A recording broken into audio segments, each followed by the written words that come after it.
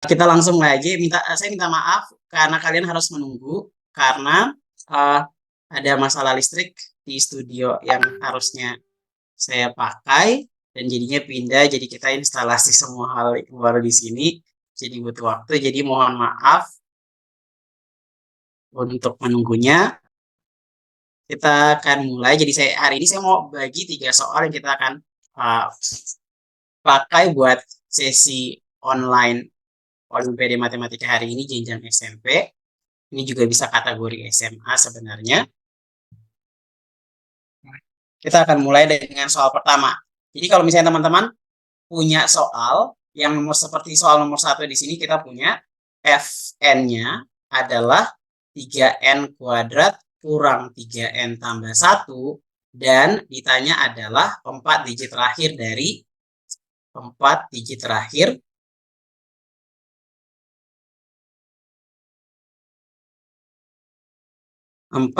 terakhir dari F1 tambah F2 tambah dengan F3 dan seterusnya sampai dengan F2010. Oke. Menurut teman-teman,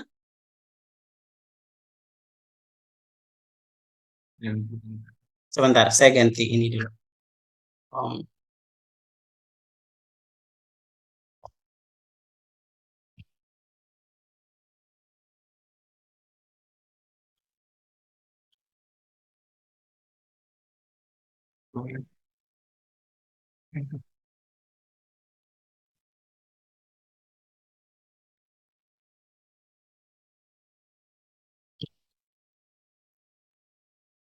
Oke, dari sini kita lanjut.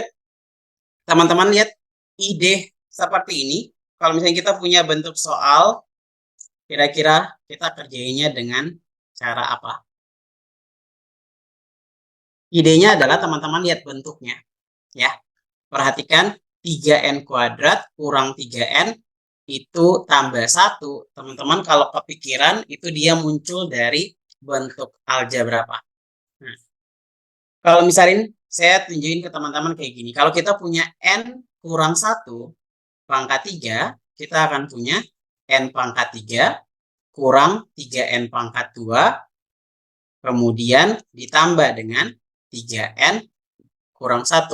Tapi masalahnya adalah kita nggak punya n pangkat 3 di sini, dan kita punya koefisien dari 3n pangkat 2 itu adalah negatif, koefisien dari n-nya itu adalah negatif 3, dan konstantanya itu adalah positif 1. Berarti menurut teman-teman, fungsi ini kita bisa ubah jadi fungsi apa? Ada yang kepikiran nggak?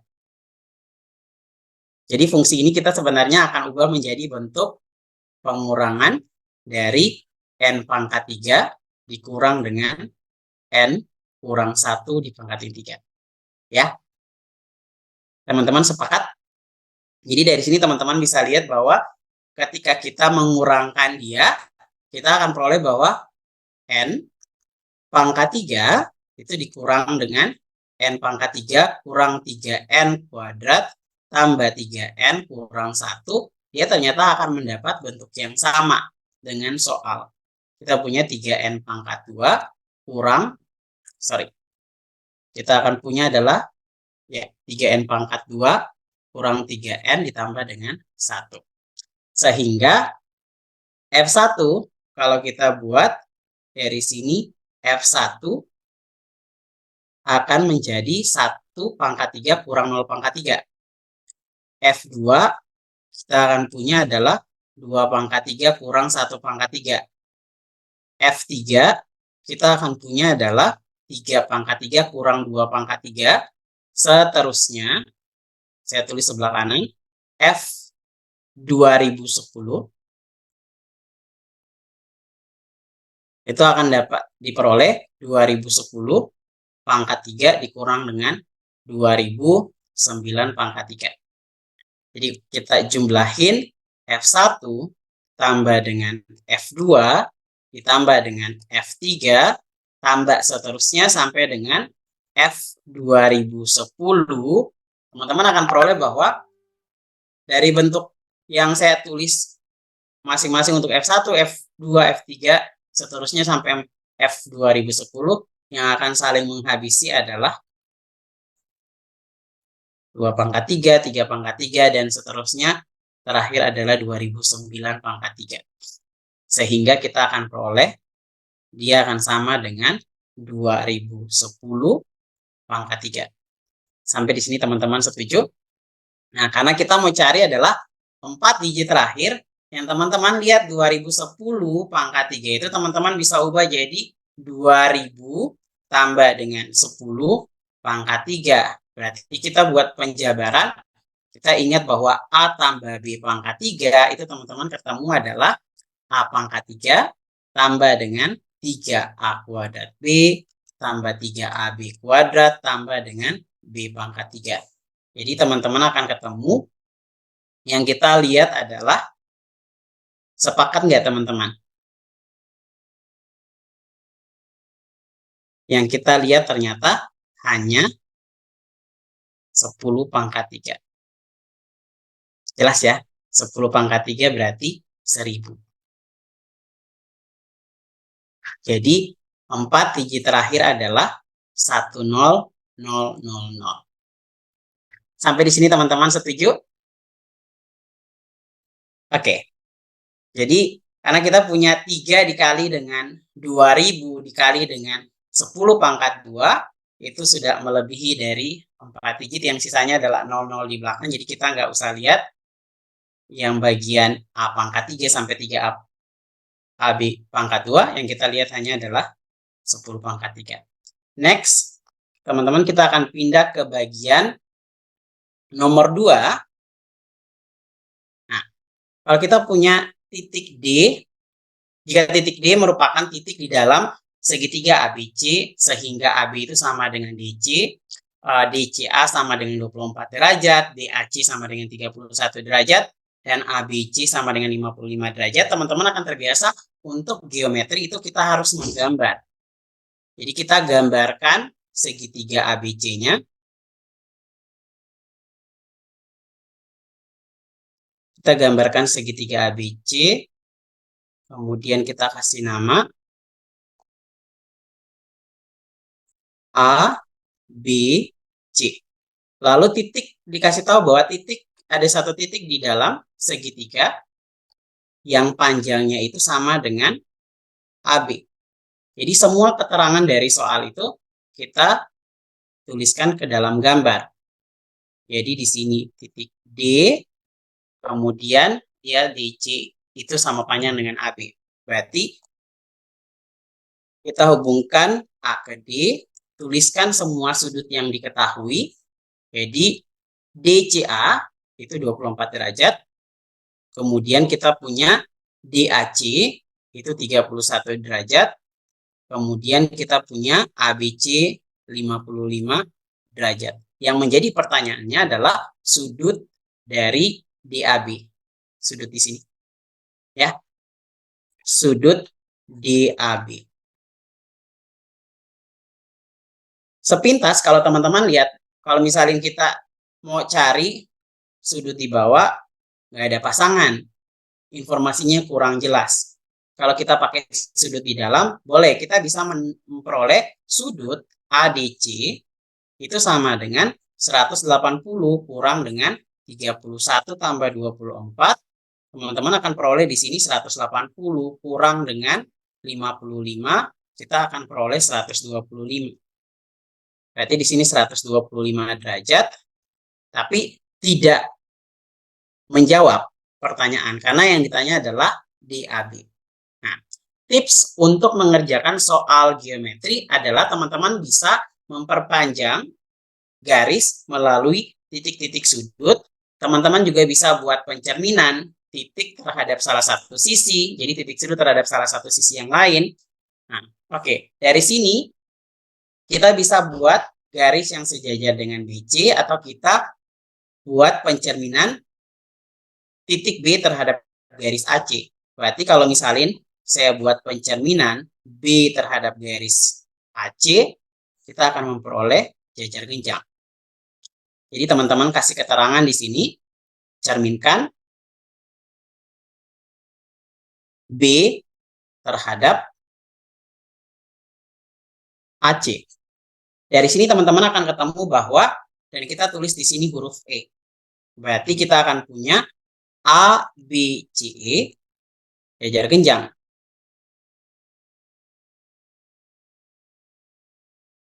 Setelah itu teman-teman akan lihat karena A, B, C itu jajar genjang, berarti sifat dari jajar genjang adalah sudut-sudut yang berhadapan itu sama besar. Dari sini kita punya sudut AEC itu sama dengan 55 derajat juga. Saya hubungkan D ke E.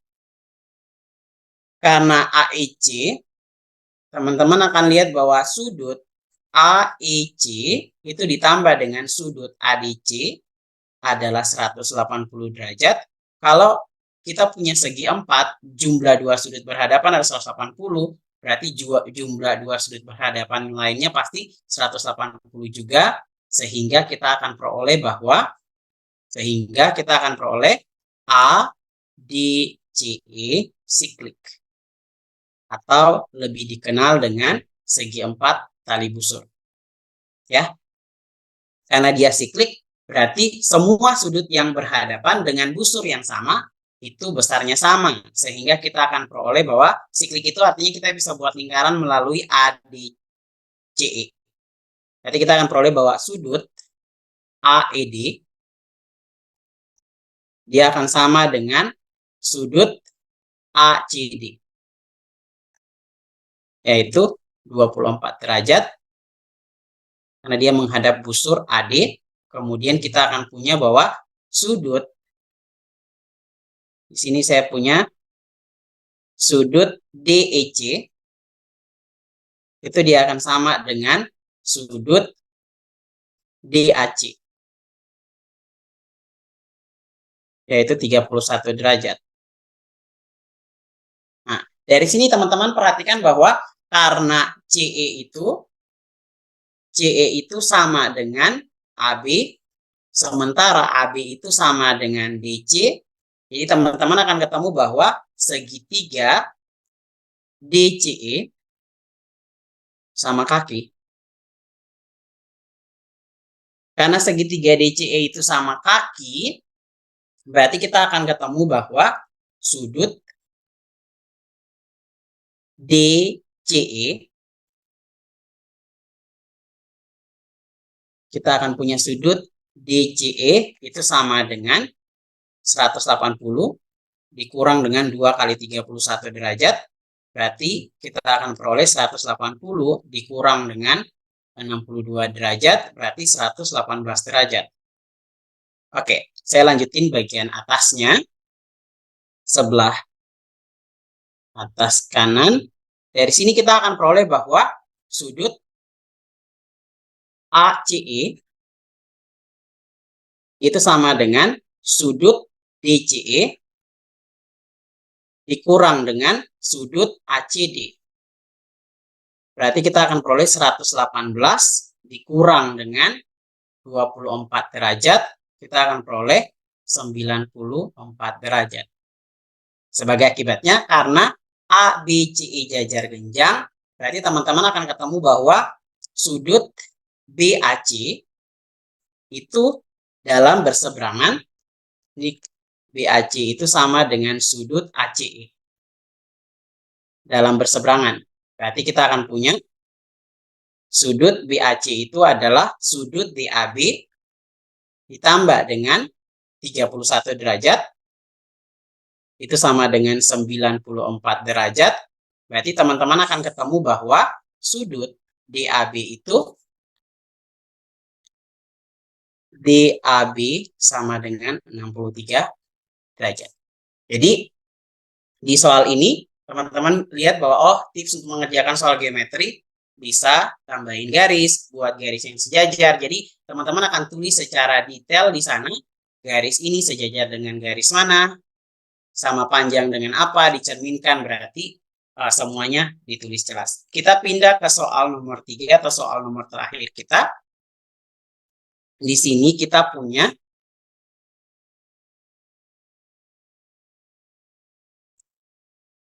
,100 orang atau 100 siswa diberi nomor 1 sampai dengan 100 akan dibagikan ke dalam 20 kelompok yang berisi 5 orang. Siswa dengan nomor terbesar adalah ketua kelompok. Total maksimum ketua kelompok yang bernomor prima adalah, teman-teman akan membayangkan gini, kita susun dari nilai terkecil sampai terbesar nggak apa-apa. Kalau kita mulai dari 1, 2, 3, 4, 5, berarti kalau kita buat 1, 2, 3, 4, 5 satu kelompok, berarti ketua kelompoknya adalah 5. Dia bilangan prima. 1 ya.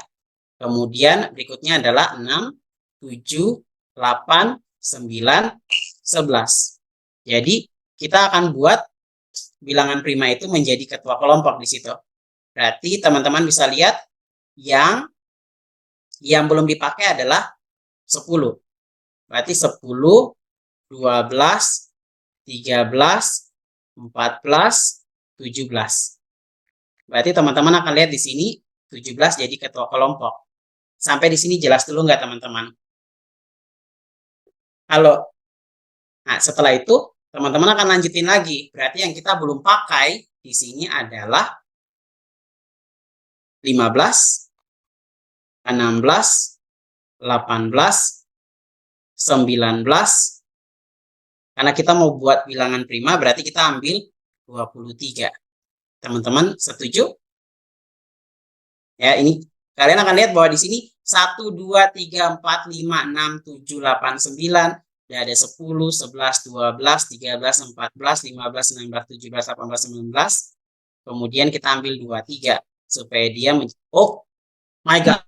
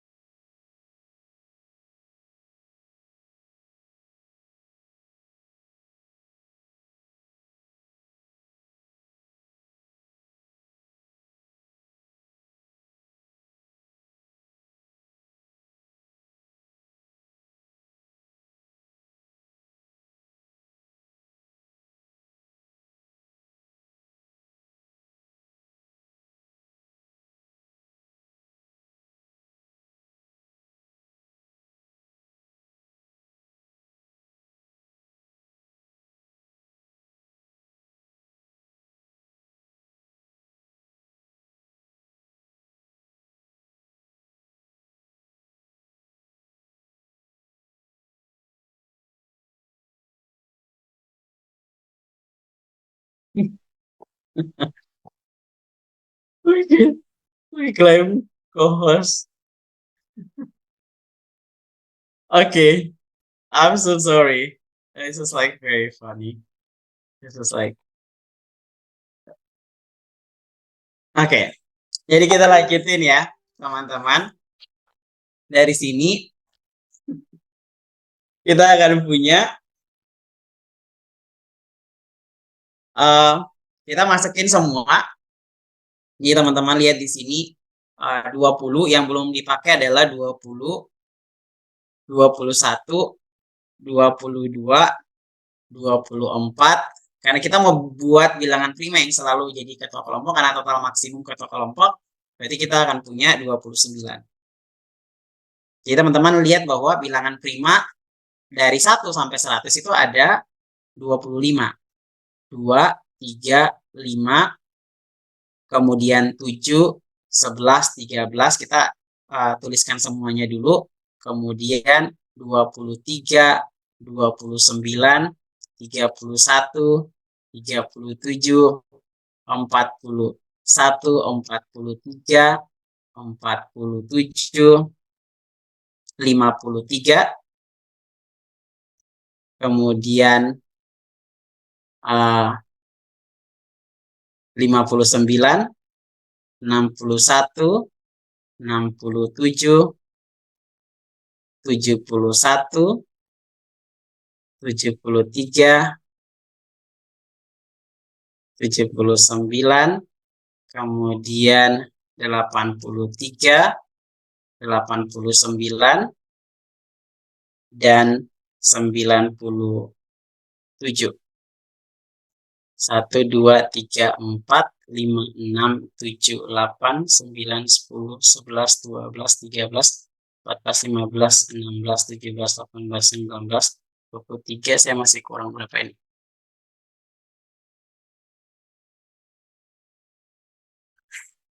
2, 3, 5, 7, 19 saya belum tulis. Kemudian 17 yes. Oke, selesai. Dari sini kita lanjutin ya. Di sini 23 jadi ketua kelompok, 29 jadi ketua kelompok. Lalu kita mulai susun lagi. Jadi kita ada punya 20 kelompok. Berarti saya lanjutin dengan 25, kemudian 26, 27, 28, 30, dan 31. Ya. Setelah itu kita punya yang belum kepakai. Jadi teman-teman akan tulis secara detail. Jadi teman-teman lihat bilangan yang sudah dipakai apa. Lanjutnya adalah 32, 33, 34, 35, 36, 37. Masih kepakai 37-nya.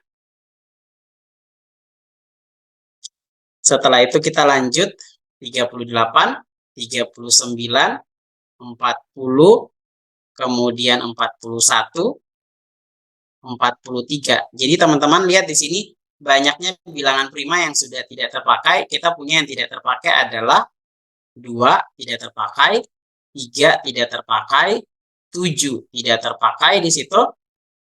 Kemudian 13 tidak terpakai, kemudian 23 tidak terpakai. Di sini sudah ada 5 yang tidak terpakai. Selanjutnya adalah sama 41. Setelah itu kita akan punya 42, 44, 45, 46, kemudian 47. Oh, sorry. Ya, ini ada 6 orang. Ini 37. Berarti di sini saya ganti. Kita punya 36, 38, 39, 40, 41. Berarti 41 di sini terpakai.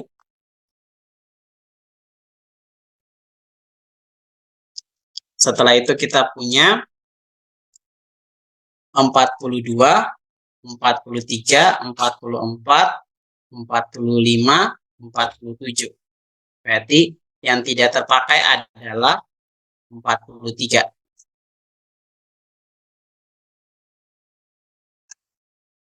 Oh, ini saya pakai lebih.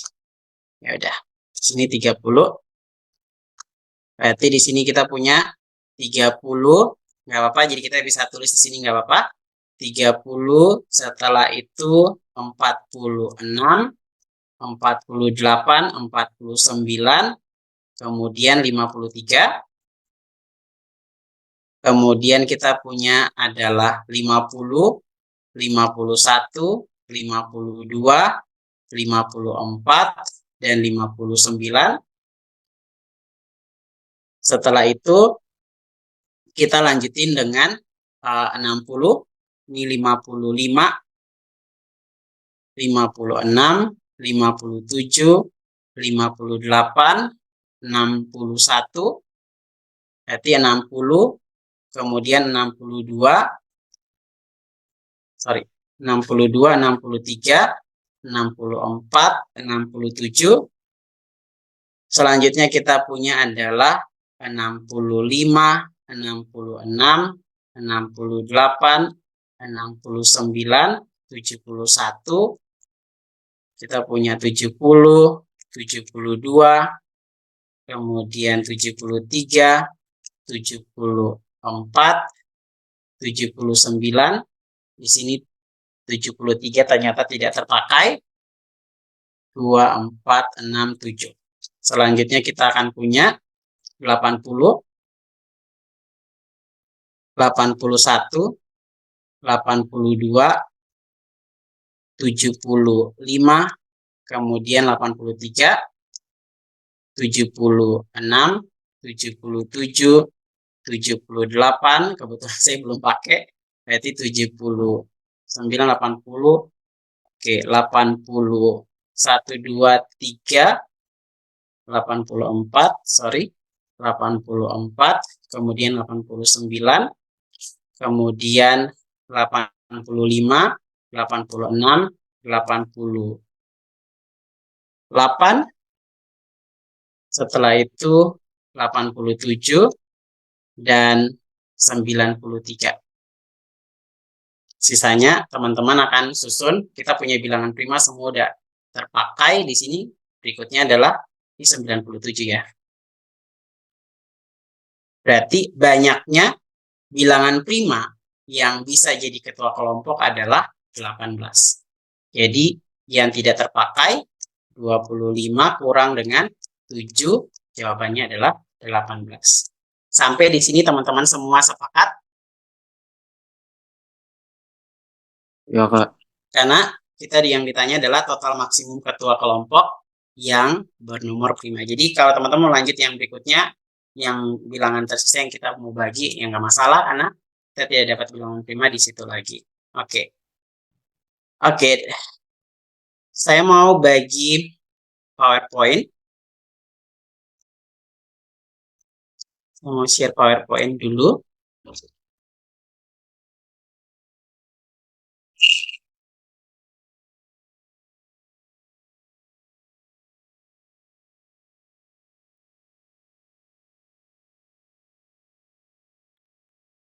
Saya minta teman-teman punya waktu sebentar.